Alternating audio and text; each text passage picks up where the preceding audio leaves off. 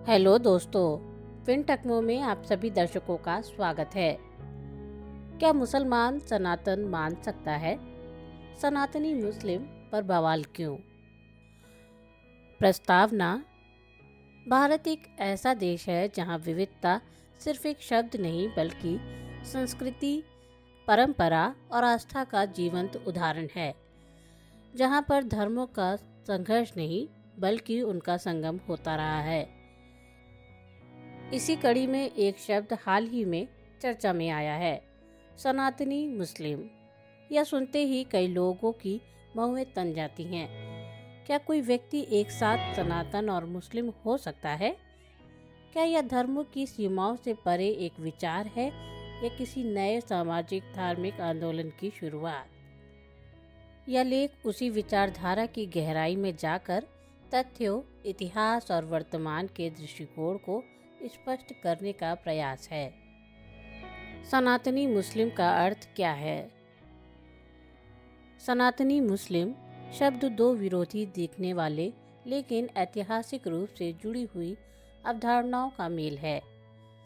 सनातनी, इसका मतलब है सनातन धर्म को मानने वाला, जो हिंदू धर्म की मूल धारणाओं जैसे कि कर्म, पुनर्जन्म, अहिंसा, योग, वेद, पुराणों को मानता है। मुस्लिम, इस्लाम धर्म का अनुयायी जो कुरान, हादिस, नमाज, रोज़ा, हज और अल्लाह की एक ईश्वरवादी विचारधारा में विश्वास करता है।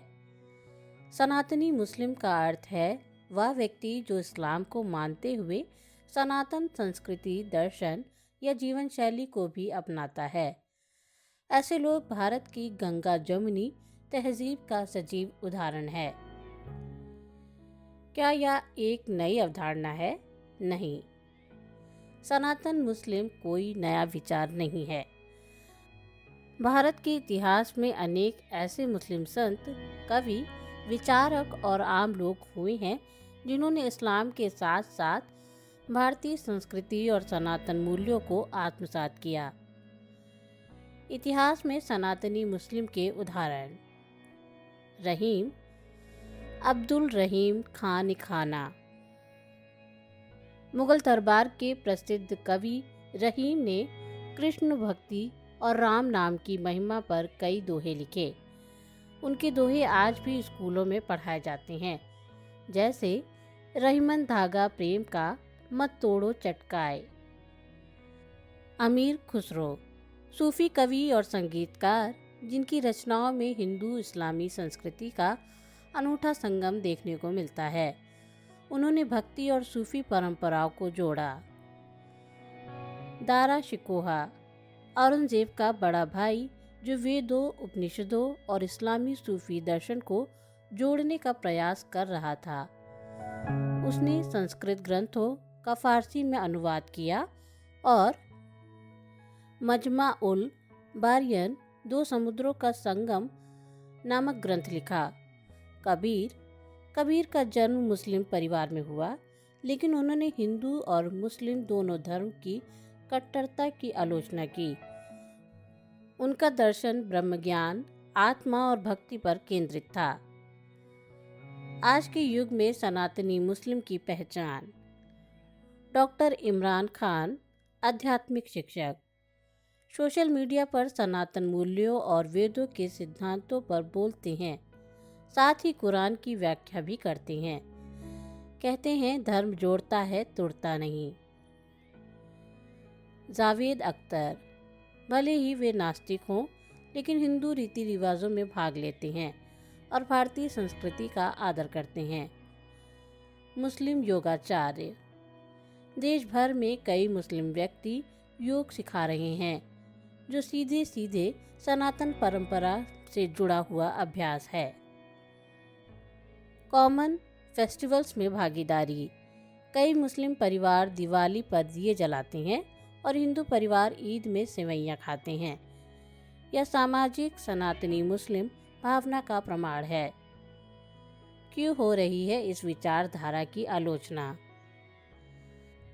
कट्टरपंथी विरोध, दोनों समुदायों के चरमपंथी इस विचार को धर्मभ्रष्ट मानते हैं। राजनीतिक फायदा, कुछ पार्टियां इस विचार को धार्मिक एजेंडा मानती हैं। सोशल मीडिया ट्रोलिंग, जो व्यक्ति सार्वजनिक रूप से यह स्वीकार करता है उसे ट्रोल किया जाता है। फिर भी क्यों बढ़ रहा है सनातनी मुस्लिम का विचार? आध्यात्मिकता की तलाश, युवा अब धार्मिक कट्टरता से दूर होकर आध्यात्मिक ज्ञान की ओर बढ़ रहे हैं। योग और वेदों की लोकप्रियता, पूरे विश्व में योग, आयुर्वेद और सनातन दर्शन को अपनाया जा रहा है। इससे मुस्लिम समुदाय में भी जिज्ञासा बढ़ी है। ग्लोबल कल्चर, अब संस्कृति का आदान प्रदान तेज है। लोग एक दूसरे की प्रथाओं को समझना चाहते हैं।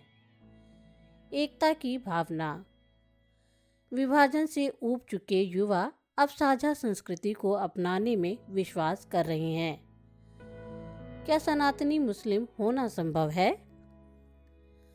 संभव है, अगर हम धर्म को सिर्फ कर्मकांड नहीं बल्कि मानवता, आत्मा और जीवन जीने की कला समझें।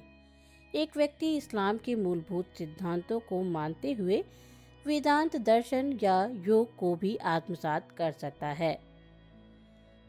यह ठीक वैसा ही है जैसे पश्चिमी देश के ईसाई लोग अब ध्यान, मेडिटेशन, मंत्र और गीता को अपनाने लगे हैं।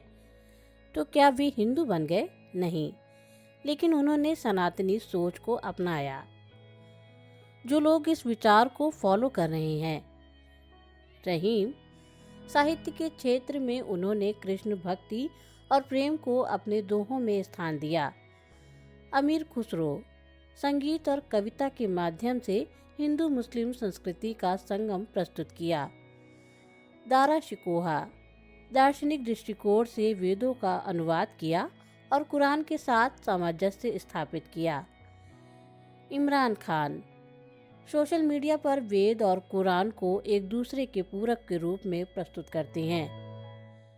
योग शिक्षक, मुस्लिम समुदाय के कई लोग अब योग और प्राणायाम सिखाकर सनातन परंपरा को आत्मसात कर रहे हैं। आम लोग, समाज में सामान्य नागरिक विभिन्न त्योहारों में भागीदारी कर सांस्कृतिक एकता को जीवित रखते हैं। हाल ही की घटनाएं, कहाँ मानी और कहाँ नकारी गई ये सोच। 2025 में उत्तर प्रदेश के कुछ इलाकों, खास तौर पर कानपुर और वाराणसी में कुछ मुस्लिम युवाओं द्वारा योग शिविर में भाग लेने और गीता पर चर्चा करने की पहल ने सनातनी मुस्लिम अवधारणा को एक बार फिर सुर्खियों में ला दिया है। इसमें से कुछ लोगों ने सार्वजनिक मंचों पर कहा कि वे कुरान के साथ साथ भारतीय संस्कृति को भी सम्मान देते हैं। हालांकि इस पहल का समर्थन भी हुआ और विरोध भी। समर्थन, सामाजिक संगठनों और शिक्षाविदों ने इसे गंगा जमुनी तहजीब का आधुनिक उदाहरण बताया और इसकी सराहना की। विरोध, कुछ धार्मिक कट्टरपंथी समूहों ने इसे धार्मिक भ्रम और इस्लाम से गद्दारी बताया। सोशल मीडिया पर इन युवाओं को ट्रोल किया गया और धमकियां भी दी गई। इन घटनाओं ने यह सिद्ध कर दिया कि सनातनी मुस्लिम की अवधारणा आज भी समाज में गूंज रही है, कभी समर्थन के रूप में तो कभी संघर्ष के रूप में। निष्कर्ष, सनातनी मुस्लिम एक ऐसा विचार है जो धर्म और संस्कृति की सीमाओं को तोड़ते हुए भारतीयता की आत्मा को गले लगाता है।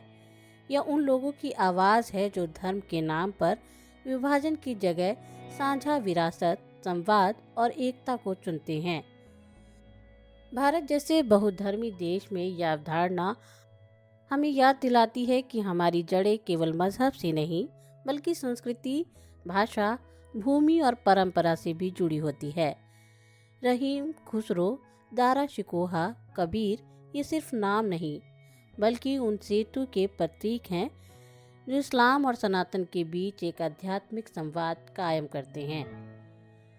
हालांकि इस विचारधारा का सामना विरोध, ट्रोलिंग और कट्टरपंथ से होता है, लेकिन यह भी उतना ही सच है कि नई पीढ़ी अब सवाल पूछ रही है, सोच रही है और सीमाओं से परे जाकर सार्वभौमिक मूल्यों को अपनाना चाहती है।